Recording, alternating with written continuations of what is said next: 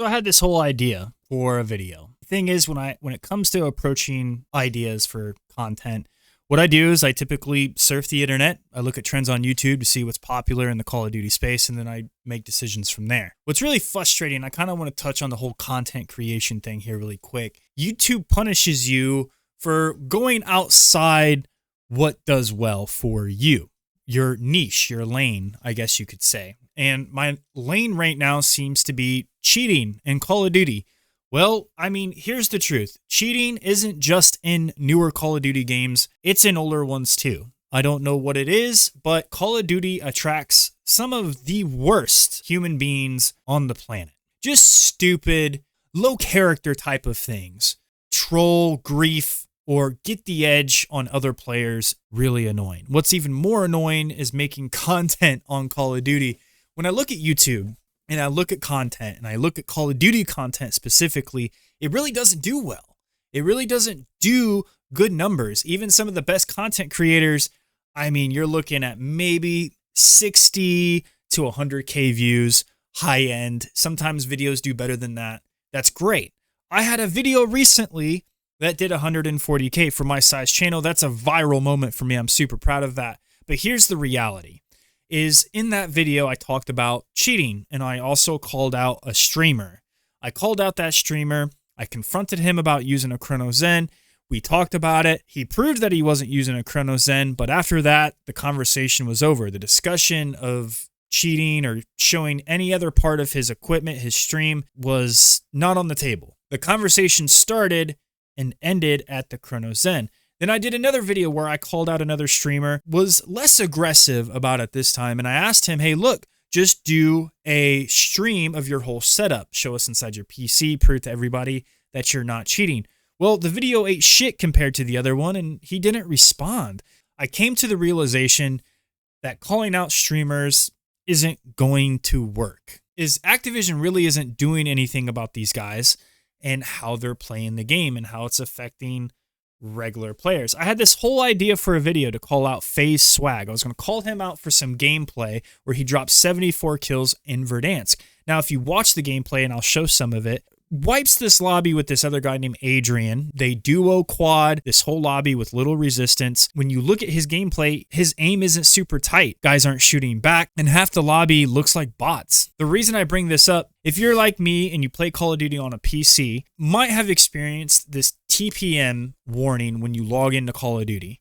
Now, in the Season 3 Reloaded patch notes, they say this won't take effect until Season 4, but they're saying that if your PC is out of compliance, you're going to be put into limited matchmaking. Well, in my experience, poor little old me who's not good at Call of Duty, according to my comments, I feel like I'm being punished. I feel like I'm already in limited matchmaking based on the types of people that I'm playing. I have updated my BIOS. My TPM module is actively working and enabled. Secure boot is actively on, and yet this TPM issue won't go away. And I guess the bigger issue is that, well, the company that makes my motherboard just hasn't put an update that Activision is happy with. If what they're saying is true, Season 4 comes along, I'm going to be put into lobbies with other guys that are suspected of cheating.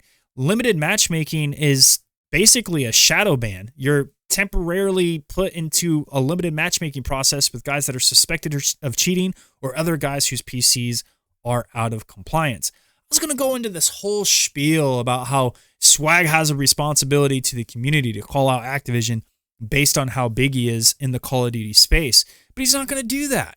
Like, why even waste my breath?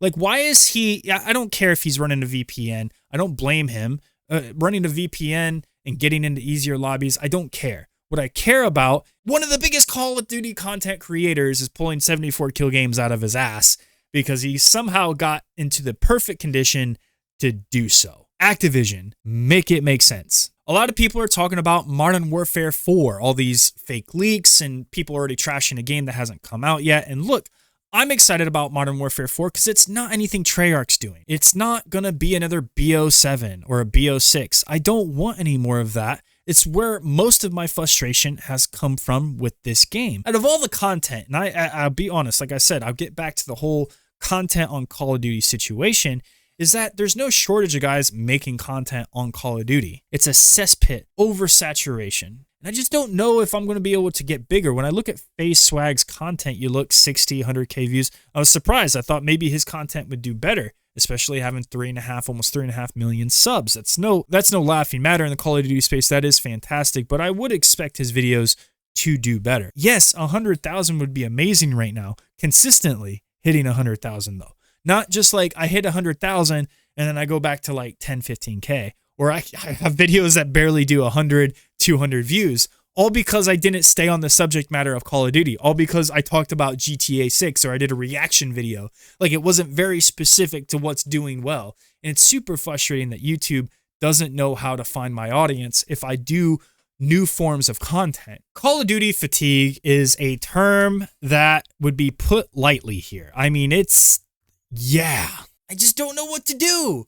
Like, I don't want to be like these other content creators. I'm not a hacker hunter. All I wanted to do was create transparency between guys that are apparently obnoxiously really good at the game and regular players. And that's obviously not possible. That it won't happen. Cheating, it's obvious. It's in all forms of first-person shooters. It's in all games. It's all competitive games. You see cheating. There's nothing I can do about it. All I can do is try to enjoy the game for what it is, play with some friends because it's the only time that it's really any fun. Maybe go back to multiplayer, play some older Call of Duty titles. I don't know, man. The shit gets old. I got a new controller. I went ahead and did it. It was more expensive than I wanted it to be. It does not improve my gameplay. I mean, I guess a little more comfortable. I got these Control Freaks. All I can do is ask you guys in the comments to tell me what it is I can do.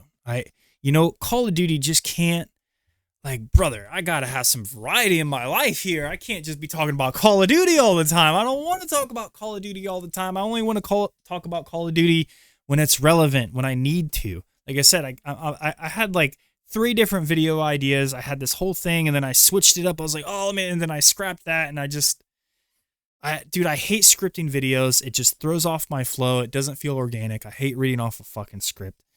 I fucking hate it. So I just decided to do this.